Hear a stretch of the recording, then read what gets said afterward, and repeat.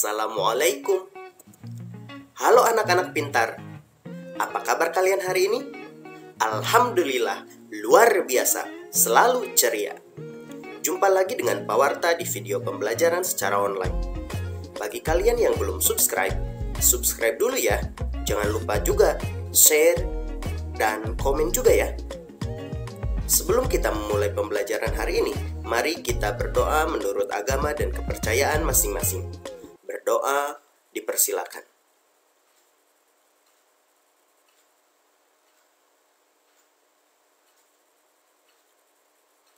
Selesai.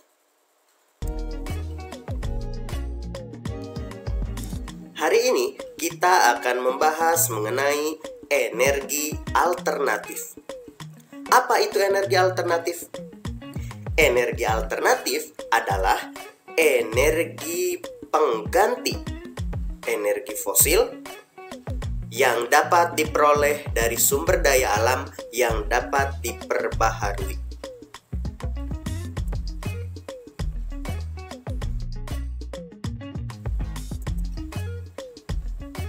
Belakangan ini, santer diberitakan bahwa persediaan minyak bumi di alam semakin menipis. Lalu, bagaimana jika minyak bumi tersebut benar-benar habis?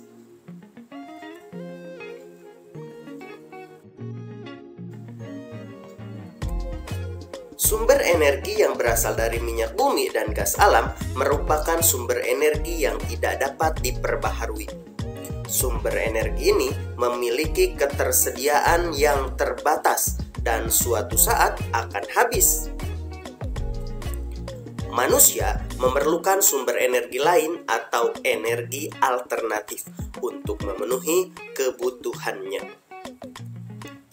Sumber energi alternatif berasal dari sumber energi yang dapat diperbaharui, sehingga ketersediaannya di alam bisa kita terus lestarikan. Apa saja yang termasuk ke dalam energi alternatif itu? Sumber-sumber energi alternatif antara lain: yang pertama, sinar matahari. Kedua, angin.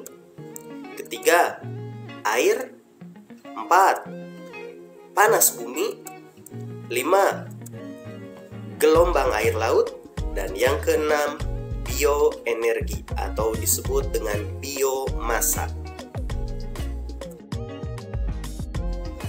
Mari kita pelajari satu persatu, dimulai dari energi matahari. Matahari menghasilkan panas dan cahaya yang berguna bagi makhluk hidup. Energi panas matahari bisa digunakan manusia untuk mengeringkan pakaian, ikan, padi, jagung, dan membuat garam. Saat ini, energi matahari juga digunakan untuk menghidupkan berbagai alat elektronik seperti kalkulator dan jam yang menggunakan sumber energi matahari.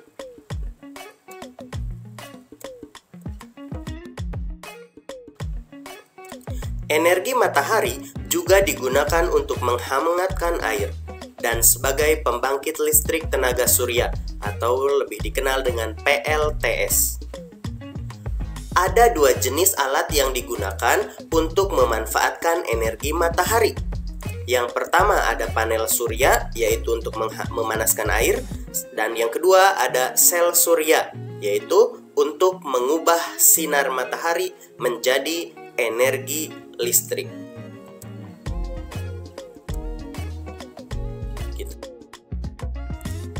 Energi alternatif yang kedua yaitu energi angin. Energi angin digunakan sebagai pembangkit energi listrik melalui pembangunan pembangkit listrik tenaga bayu atau disingkat dengan PLTB.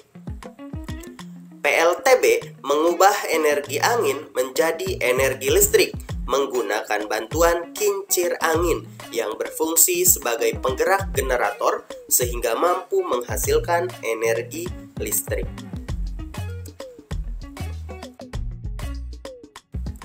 Selanjutnya ada energi air. Aliran air digunakan untuk memutarkan turbin penghasil energi listrik melalui bantuan kincir air pada pembangkit listrik tenaga air atau PLTA. Besarnya arus air mempengaruhi besarnya energi listrik yang dihasilkan.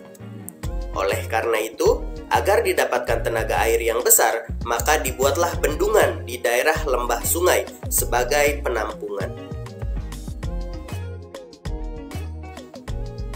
Berikutnya ada energi panas bumi. Energi panas bumi dikenal dengan istilah energi geotermal. Merupakan energi yang berasal dari batuan panas atau magma yang berada di perut bumi. Energi ini bisa dimanfaatkan sebagai pembangkit listrik tenaga panas bumi atau disingkat PLTP. Prinsip kerja PLTP sangat sederhana. Air dimasukkan melalui injektor ke dalam perut bumi untuk mengalami pemanasan dan menjadi uap air bertekanan tinggi. Uap air dialirkan ke separator dan dipisahkan menjadi air dan uap kering. Uap kering inilah yang digunakan untuk menggerakkan turbin yang terhubung dengan generator pembangkit listrik. Energi alternatif yang kelima ada energi gelombang air laut. Gelombang air laut saat memecah di pantai menghasilkan banyak energi. Energi ini dapat diubah menjadi energi listrik. Energi gelombang air laut digunakan untuk memutar turbin yang terhubung dengan generator pembangkit listrik. Makin tinggi gelombang air laut, makin besar energi listrik yang dihasilkan. Potensi energi gelombang air laut sangat besar dan dapat dimanfaatkan sebagai pembangkit listrik, terutama di wilayah pesisir selatan Pulau Jawa dan Sumatera.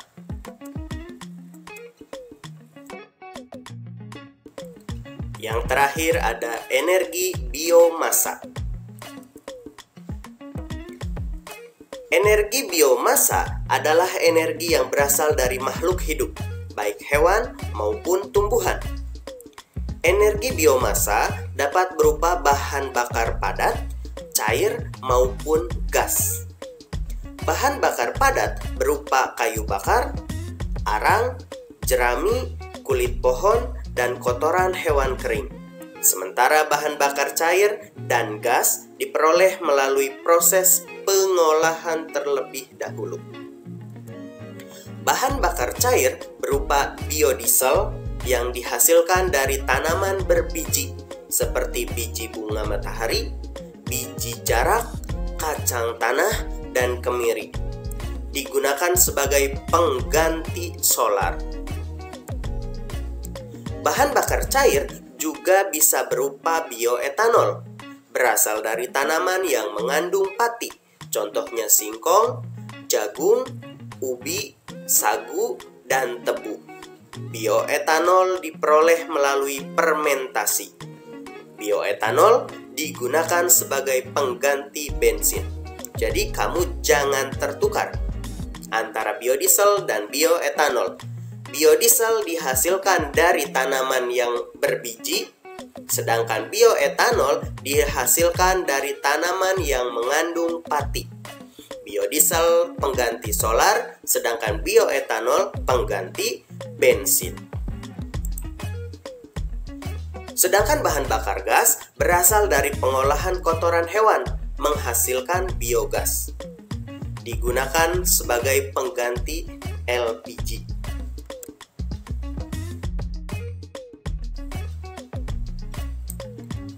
Saatnya mengerjakan tugas.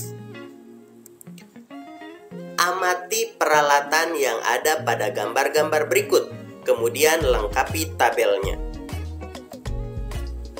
Nomor 1, ini gambar apa? Tadi sudah dijelaskan. Namanya apa? Kamu tulis di kolom nama peralatan. Nama alat yang ada di gambar itu namanya apa? Energi yang diolahnya itu energi apa? perubahan energinya, energi yang diolah berubah menjadi energi apa? Oke, yang kedua, ini lihat, kamu perhatikan itu gambar apa? Apa nama peralatannya? Nah, yang berputar itu namanya apa? Energi yang diolahnya apa? Kira-kira menurut kamu? Dan perubahan energinya dari energi yang diolah itu berubah menjadi energi apa? Selanjutnya, ada gambar lagi tuh. Itu energi apa? Peralatannya apa? Energi yang diolahnya energi apa? Perubahan energinya bagaimana? Nomor 4 juga sama, dan nomor 5 juga sama.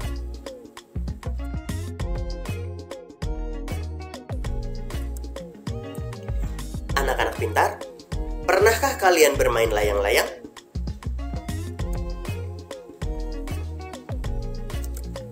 Energi apa yang digunakan pada saat kalian bermain layang-layang? Ya, layang-layang menggunakan energi angin untuk membuatnya terbang ke angkasa. Apakah kalian tahu cara membuat layang-layang? Oke, sekarang kita akan membuat teks petunjuk mengenai cara membuat layang-layang. Kita mulai dengan menuliskan judulnya. Berarti judul yang akan kita buat adalah cara membuat layang-layang. Setelah ditulis judulnya, kita tuliskan pula bahan yang dibutuhkan. Apa saja bahan-bahan yang dibutuhkan? Yang pertama, kertas koran bekas berbentuk persegi ukuran 30 x 30 cm. Kemudian ada bambu ukuran lebar 1 cm dan panjangnya 80 cm. Yang ketiga, bambu ukuran 1 cm, panjang 40 cm. Selanjutnya ada benang wol, terus ada gunting, dan yang terakhir lem. Setelah kita tuliskan bahan yang dibutuhkan, selanjutnya kita tuliskan cara membuatnya atau cara pembuatannya. Kita mulai dengan letakkan bambu secara menyilang. Selanjutnya, ikat bambu dengan menggunakan benang. Berikutnya, ikat keempat ujung bambu dengan benang. Yang keempat, letakkan ikatan bambu di atas kertas koran, kemudian jiplak. Dan yang kelima, tambahkan 2 cm di masing-masing sisi untuk garis gunting. Selanjutnya, gunting kertas koran tepat di atas garis. Kemudian rekatkan kertas koran sampai menutupi bambu. Tambahkan ekor pada bagian bawah layang-layang dengan menggunakan guntingan kertas koran. Selanjutnya, buat lubang di tengah, yaitu dekat dengan penyilangan bambu. Yang ke-10, masukkan benang dan ikat ke titik persilangan. Dan yang terakhir, ikatkan ujung yang lain ke ujung bawah rangka. Dapatlah layang-layang.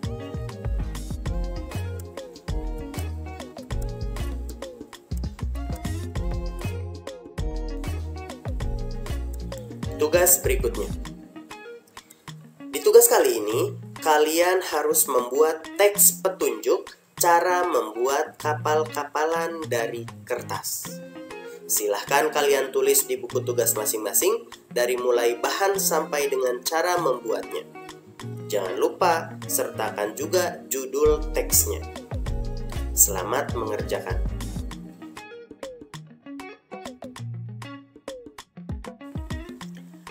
Anak-anak pintar, demikianlah materi kita kali ini. Giatlah belajar agar kalian bisa menemukan energi lain untuk kehidupan yang akan datang. Akhir kata dari Pawarta, wabillahi taufik wal hidayah, wassalamualaikum warahmatullahi wabarakatuh.